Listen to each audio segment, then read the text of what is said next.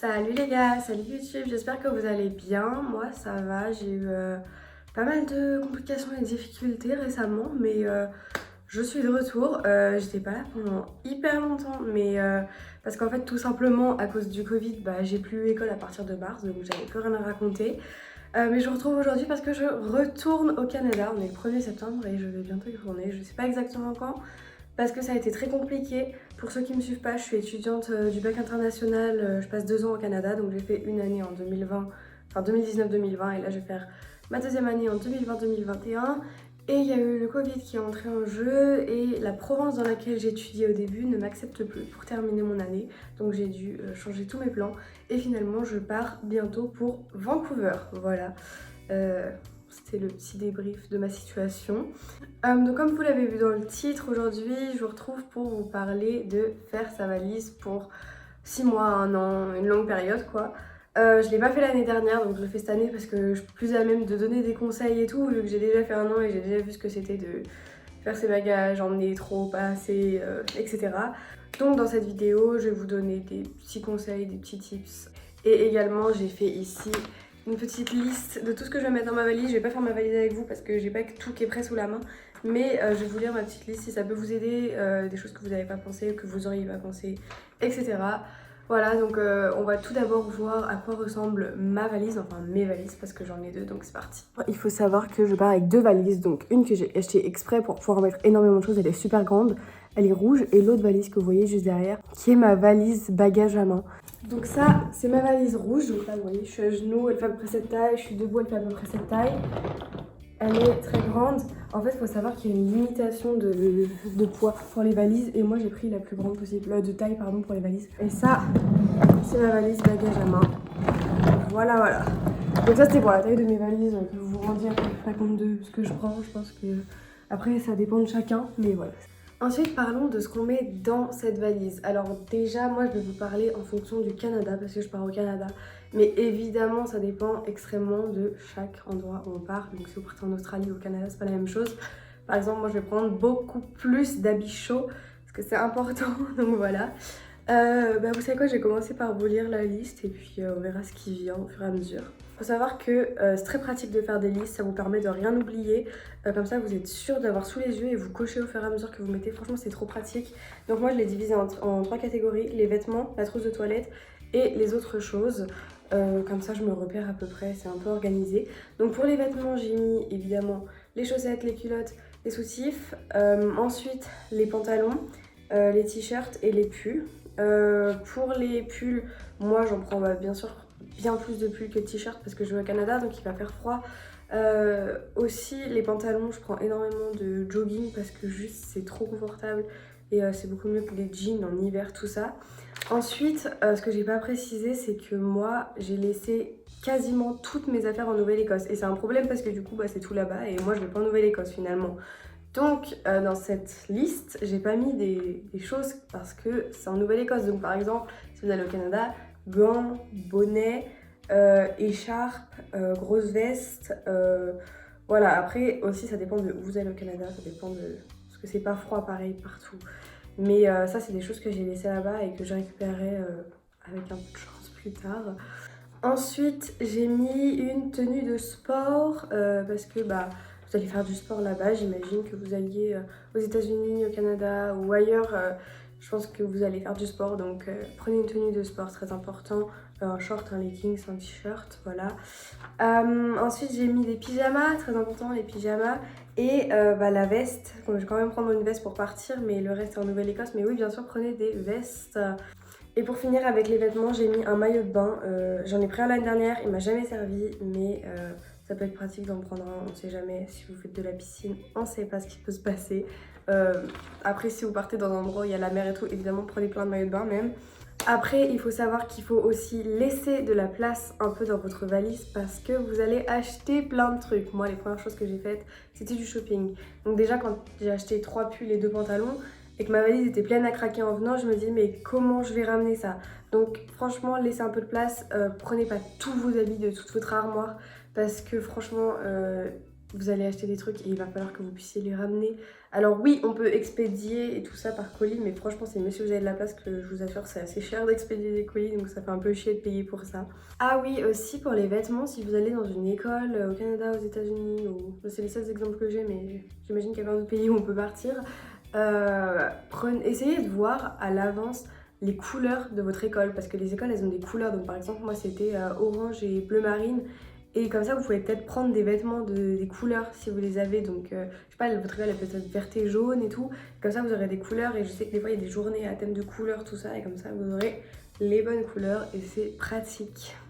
Ensuite pour les vêtements, si je dois vous dire des regrets que j'ai eu concernant ce que j'ai pris ou ce que j'ai pas pris, regret numéro 1, j'ai acheté une veste là-bas parce qu'on m'a dit qu'il faisait franchement froid et tout, mais en fait j'avais déjà une veste que j'avais achetée chez Bershka qui était assez fourrure et tout, et elle m'a largement suffi pendant tout l'hiver, donc voilà, petit regret. Et sinon, je sais pas vraiment, je dois vous dire que j'ai peut-être pris vraiment trop de t-shirts et tout ça, étant donné qu'après on a été confinés, du coup j'en ai jamais eu besoin. Même en septembre il fait froid très vite, donc voilà, c'était pas très utile. Mais vraiment c'est pas la peine de prendre trop, si vraiment il vous manque un truc vous vous le ferez envoyer. Mais ça sert à rien de prendre trop, vous pouvez toujours acheter plein de trucs là-bas. Ensuite, pour la trousse de toilette, qu'est-ce que j'ai mis? J'ai mis eau micellaire, démaquillant, coton-tige, maquillage pareil. Franchement j'en avais pris trop, je me maquillais jamais là-bas, ça sert à rien. Mais après ça dépend vraiment de vous, donc voilà. La brume, du gel douche, du shampoing, du démêlant. Ah oui, aussi ça c'est un truc que j'ai fait quand je suis partie la première fois, c'est que j'ai pas pris tout ce qui était gel douche, démêlant, shampoing, crème, produits hygiéniques, tout ça, parce que je suis partie du principe que ça prendrait trop de place et trop de poids dans ma valise, alors que en fait je pourrais les racheter là-bas, ça coûte la même chose qu'en France à peu près, donc voilà, j'ai tout racheté là-bas, chose que je peux pas faire cette année parce que je suis en quarantaine pendant 2 semaines quand je vais aller là-bas, et donc j'aurai besoin de mes affaires. Mais si vous n'avez pas de quarantaine et tout, vraiment achetez là-bas, ça vous économisera de la place dans votre valise, et ça vous économisera du poids aussi, c'est très pratique. Donc ensuite j'ai mis les chouchous, les bijoux, du vernis, du dissolvant, pas la peine d'en prendre trop, franchement ça sert à rien.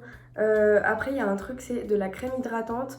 J'en avais pas pris, j'en ai acheté là-bas parce que franchement j'en ai pas besoin d'habitude, mais c'est trop utile. Genre l'hiver ça fait la peau toute sèche et tout, du coup voilà, on s'en fout de ma vie mais c'est pas grave, je raconte quand même. Ensuite le désinfectant parce que je me suis fait percer les oreilles, une brosse, du déodorant, un rasoir, une brosse à dents, du dentifrice et des masques pour le visage, et voilà, je pense que j'ai à peu près l'essentiel de ce que j'ai besoin. Franchement pareil pour le déo, j'ai acheté là-bas. Prenez pas trop, achetez là-bas, ça vous économisera franchement plein de place, vous pourrez peut-être mettre plus de vêtements ou plus d'autres choses et c'est beaucoup plus pratique. Et pour finir, dans les autres, j'ai mis un petit sac, un sac en bandoulière pour aller en ville, tout ça. Un sac de cours évidemment.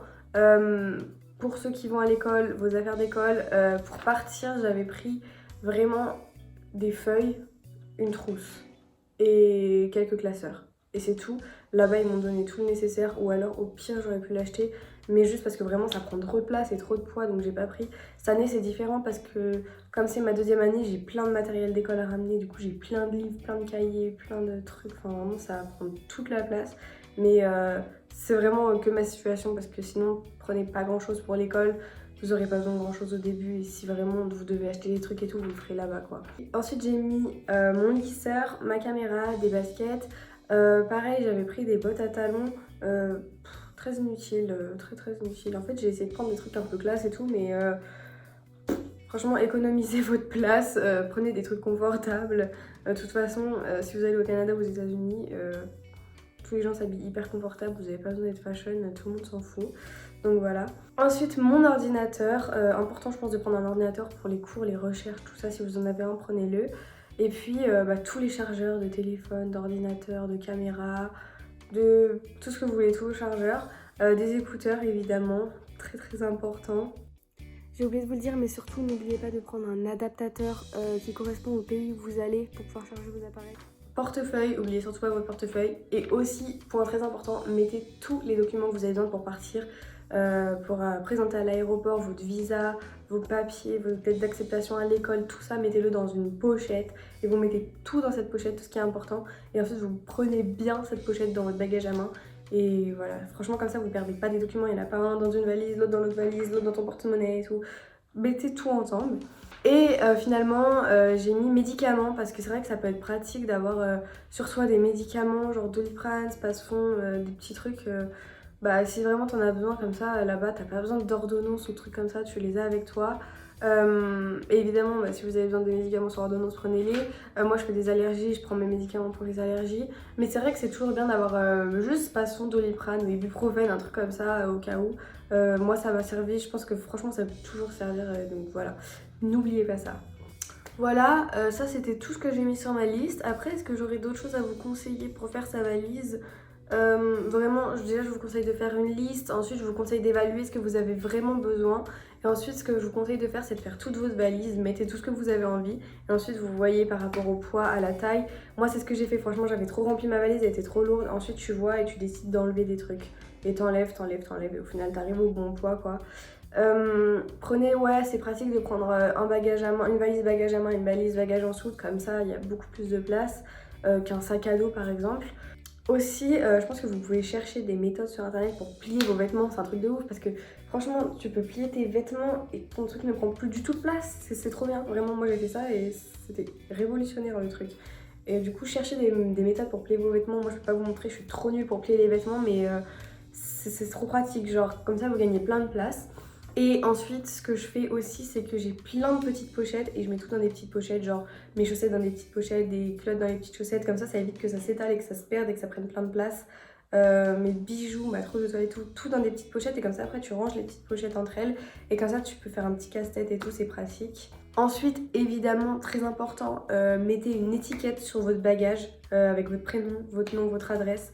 S'il se perd, vous serez trop content d'avoir mis cette étiquette. Donc moi j'en ai une petite, attendez, c'est une petite étiquette comme ça avec écrit travel et derrière mes coordonnées. Pareil, pensez bien à mettre un cadenas si vous en avez pas déjà sur vos valises, mais maintenant il y a des trucs comme ça sur toutes les valises où ça peut se fermer, mais avec des codes et tout. Franchement, pensez bien à fermer vos valises, c'est important parce que j'ai rencontré là-bas une fille qui est rentrée chez elle après son trimestre au Canada et en fait elle s'est fait voler des trucs dans sa valise au retour parce qu'elle l'avait pas fermé. Donc vraiment ce serait trop con de mal commencer ou mal terminer un séjour, donc fermez vos valises. Et je crois que le plus gros point que j'ai à souligner c'est laisser de la place parce que moi je sais très bien que là je retourne au Canada. Déjà j'ai laissé tous mes trucs en Nouvelle-Écosse et je sais pas comment je vais faire pour les emmener à l'autre bout du pays, à Vancouver, ça va me coûter super cher. Et en plus, même quand j'aurai tout envoyé, franchement, je sais que j'aurai pas de place pour tout ramener. Je sais pas encore comment je vais me débrouiller, mais laisser de la place, c'est trop important. Et je l'ai pas fait et je crois que je regrette un peu parce que j'ai acheté des patins à glace là-bas. Genre, comment je vais ramener des patins à glace? J'ai acheté une veste de ski et tout. Enfin, ouais, c'est laisser de la place, vraiment, c'est important. Ensuite, dernière chose, je pense que si vous avez besoin de conseils, d'informations concernant les vêtements que vous devriez prendre, les choses que vous devriez prendre, le temps là-bas et tout. Si vous connaissez votre famille d'accueil, demandez à votre famille d'accueil vraiment, vous faites des recherches sur internet avant pour savoir à peu près les températures, tout ça, comme ça vous êtes sûr de prendre les vêtements adéquats. Je pense que c'est important. Si vous allez dans des pays assez froids, prenez pas trop de vêtements, genre t-shirt et tout, ça vous sert à rien, vous allez jamais les mettre. Si vous allez dans un pays chaud, prenez pas 12 000 pulls, ça sert à rien, vous allez jamais les mettre. Voilà, je pense faites en fonction de ce que vous avez vraiment besoin et partez du principe que c'est vraiment, il y a quelque chose que vous n'avez pas pris et que vous en aurez trop besoin là-bas et vous vous en rendez compte quand vous êtes là-bas, bah c'est pas grave, vous en achetez un autre, quoi. Donc voilà, je pense que j'ai fait le tour un peu de tous les conseils que je pouvais vous donner par rapport à mon expérience, moi ce que j'ai fait. On verra bien quand j'aurai fini l'année prochaine si j'aurai d'autres conseils, mais voilà, pour l'instant je pense que vous pouvez déjà partir avec ça. En tout cas, je trouve que c'est pratique de savoir ces choses avant de partir. Donc voilà, j'espère que ça vous a intéressé, j'espère que ça vous a plu et que ça vous a aidé surtout parce que c'est un peu le but de la vidéo. Si vous avez des questions, n'hésitez pas à me demander. Comme d'habitude, je mets mes coordonnées, mon Instagram, mon email et tout dans la barre d'infos. N'hésitez pas à me contacter, vraiment je ne mords pas. Donc voilà, je vous fais des bisous et je vous dis à bientôt pour une prochaine vidéo. Salut!